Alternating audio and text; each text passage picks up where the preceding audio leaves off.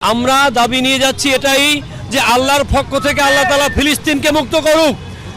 আমরা বিশ্ববাসীকে দেখাইতেছি যে আমরা বাংলাদেশের মানুষ সোচ্চার, আমরা বাংলাদেশের মানুষ মুসলমান সোচ্চার। এই ফিলিস্তিনি সমাবেশে যোগ দেওয়ার জন্য ফিলিস্তিনের বিজয় হোক ইনশাআল্লাহ। আমাদের বক্তব্য একটাই যে ফিলিস্তিনে আমাদের মুসলমান ভাইদেরকে মারছে, তারা একের পর এক হত্যা করছে আর কি।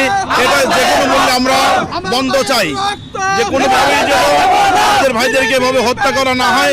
আমরা ফিলিস্তিনকে ফ্রি চাই, ফিলিস্তিনকে আমরা ফ্রি চাই, প্যালেস্টাইনকে আমরা ফ্রি চাই। আর ইসরায়েলদের ধ্বংসযজ্ঞ যে কোনো মূল্যে আমরা প্রতিরোধ করব। সমস্ত মুসলমান একত্রিত চাপিয়ে পড়ো ইনশাআল্লাহ, নারায়ে তাকবীর, আল্লাহু আকবার। আজকে বার্তা থাকবে সমস্ত মুসলমান ঐক্য হও, ইসরায়েলের বিরুদ্ধে নেমে পড়ো, ফিলিস্তিনিদেরকে রক্ষা করো। ইমানি দায়িত্ব মুসলমান হিসেবে প্রত্যেকটা নাগরিক, প্রত্যেকটা দেশের লোক, শুধু মুসলমান না, বিশ্বের সমস্ত মানুষের দায়িত্ব। ইসরায়েলের পণ্য বন্ধ করো থেকে প্রতিবাদ থাকবে সমস্ত বিশ্বের মুসলমানদের দাম, কারণ আমরা আশরাফুল মাখলুকাত হিসাবে প্রত্যেকটা মানুষের প্রতি মানুষের কর্তব্য, আমাদের দায়িত্ব। ইসরায়েলি পণ্য বয়কট করতে হবে, রাষ্ট্রীয়ভাবে বয়কট করতে হবে ইসরায়েলি পণ্য।